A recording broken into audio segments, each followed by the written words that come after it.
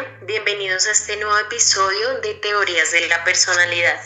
El día de hoy hablaremos de una de las psicoanalistas más influyentes del siglo XX. Estamos hablando de Karen Horney. Ella, junto a su teoría del psicoanálisis interpersonal, nos permite entender cómo ella revolucionó la manera en que entendemos la personalidad. También ella cuestionó las ideas de Freud y puso el foco en lo social y lo cultural. Para conversar sobre esto nos acompañan dos expertas. Por un lado tenemos a la psicóloga Tatiana Forero. Hola, Cielo, mucho gusto. Mucho gusto, Tatiana. Y por otro lado tenemos a la psicóloga Libet Osorio. Hola, Cielo, hola, Tatiana, me alegra saludarlas. Gracias a ti. Bueno, para empezar este podcast, la pregunta inicial que nos abarca con el psicoanálisis de Horney es ¿cómo explica Horney la personalidad y qué vigencia tienen sus ideas hoy en día? ¿Nos podrías, dar este punto de vista, Tatiana? Bueno, claro que sí. Inicialmente, Horney plantea que el núcleo de la personalidad está en lo que llamó la ansiedad básica. La ansiedad básica viene siendo este sentimiento de aislamiento e indefensión en un mundo que se percibe como hostil, y esto especialmente cuando el niño no recibe suficiente calidez, seguridad y afecto por parte de sus padres o seres queridos. Aquí podemos imaginar un niño que se siente desprotegido, que sabe que depende de los adultos, pero que no recibe esa base segura o ese apoyo y ese afecto que debería recibir. Exacto, Tatiana, a mí me parece ahí importante también recalcar que junto a la ansiedad básica surge lo que ella llamó hostilidad básica, que es como ese enojo hacia los padres o hacia esos seres queridos por ese rechazo o ese descuido. El problema es que el niño no puede expresar esa rabia porque teme perder el amor o recibir, por ende, un castigo. Entonces queda atrapado como en un conflicto. Por un lado quiere, acercarse a los padres para sentirse seguro y por otro lado quiere vengarse por el maltrato. Y allí en esa ambivalencia surge, que esa raíz de los conflictos neuróticos. Bueno, súper interesante el punto de vista de ambas. Pero ahora, ¿cómo resolvemos ese conflicto? Horney dice que adoptamos 3 formas de relacionarlos con los demás. ¿Cuáles serían estas formas? La primera es ir hacia los demás, es la búsqueda del amor y la protección, y la persona aquí piensa como si me amas, no me lastimas. Esa es la lógica que viene haciendo uso el niño.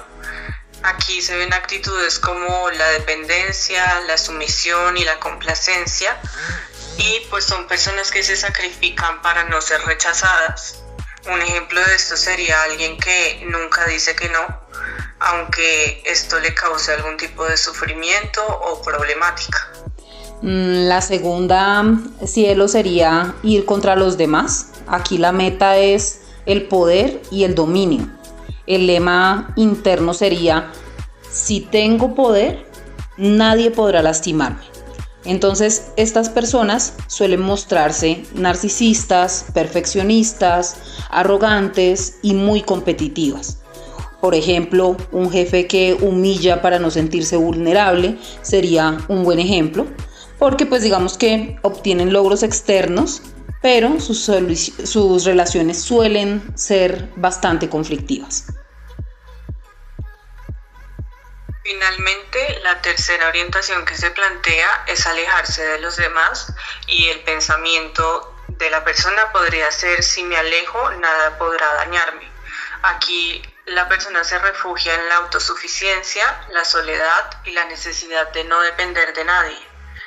Este perfil puede ser personas muy creativas, pero con gran dificultad para la intimidad y para mantener vínculos cercanos, duraderos y sanos. Correcto, tienen toda la razón. Entonces, una persona sana puede usar estas tres formas de manera flexible según la situación, pero cuando nos rigidizamos en una sola, ahí surgen los problemas. Es correcto. Uno de los conceptos más poderosos de Horney es el de el sí mismo idealizado. Cuando nosotros sentimos esa ansiedad básica, tratamos de alejarnos de nuestro yo real y nos inventamos un yo perfecto. Allí pensamos cosas como si soy muy bueno, todos me amarán, o si tengo éxito, nunca me lastimarán. Ese falso yo, digamos que nos da una sensación de control, pero también genera la tiranía de los debería. Debo ser perfecto, debo ser fuerte, debo ser suficiente, debo no necesitar de nadie. Para mantener esa ilusión de la que hace referencia Libet, usamos defensas como la racionalización, que es explicar nuestras conductas con justificaciones bonitas, aunque en el fondo busquemos otra cosa. Como por ejemplo el autocontrol excesivo, donde podemos reprimir todas nuestras emociones para no desbordarnos, o incluso el cinismo, que vendría siendo como ridiculizar la moral y los valores para evitar sentir culpa. Estos mecanismos se reducen a la ansiedad momentánea, pero nos alejan del yo auténtico y dañan nuestras relaciones interpersonales. Correcto, Tatiana y Libet. Horney también nos habla de estos aportes culturales y de género. ¿Qué propuso en este sentido? Para Horney, ¿qué es este aporte cultural? Bueno, pues primero ella se atrevió a cuestionar a Freud, mientras él planteaba la famosa envidia del pene. Horney decía que en realidad lo que se envidia no es lo biológico, sino el poder social y los privilegios que tenían y actualmente aún tienen los hombres. Incluso llegó a sugerir que los hombres podían tener una especie de envidia de la matriz al no poder gestar vida. Es decir, el tema era simbólico y cultural y no netamente anatómico. Sí, digamos que ahí estoy muy de acuerdo con Tatiana, y es que efectivamente esto sigue siendo muy actual. Los roles de género marcan mucho la personalidad. Por ejemplo, a las mujeres se les ha presionado históricamente a ir a ir hacia los demás, ser complacientes, mientras que a los hombres, digamos que culturalmente se les empuja a ir contra los demás, buscando poder. Y en culturas individualistas vemos más la orientación de ir contra, y en colectivistas más de ir hacia allá. La clave realmente está en mantener la flexibilidad y no quedar atrapados en una sola forma de vivir. Bueno, Libet y Tatiana, muchísimas gracias por este espacio. Para concluir, quiero hacer como un recorderis. Hoy vimos cómo Horney explicó la personalidad a partir de esa ansiedad básica, cómo las personas se orientan hacia los demás, contra ellos o se alejan, y cómo las defensas y la cultura moldean nuestra forma de ser. Esta teoría sigue vigente porque nos recuerda que la personalidad no se entiende sin el contexto social, familiar y cultural. Pues gracias a Libet nuevamente y a Tatiana Forero por este espacio, y gracias a ustedes oyentes por escucharnos. Recuerden que estamos conectados todos los lunes de 6 a 8 de la noche, y pues hasta un próximo episodio de Teorías de la Personalidad. Bueno, me alegró mucho que nos permitieras y nos brindaras este espacio, Cielo. Esperamos en próximas oportunidades encontrarnos. Me alegró saludarlas, Tatiana y Cielo, un gusto.